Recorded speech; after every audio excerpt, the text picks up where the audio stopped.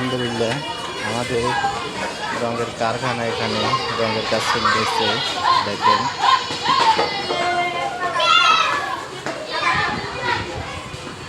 আলমারিটির ভিতরে সুরমা কালার রং হবে। এটাই হলো আমাদের রঙের দোকান।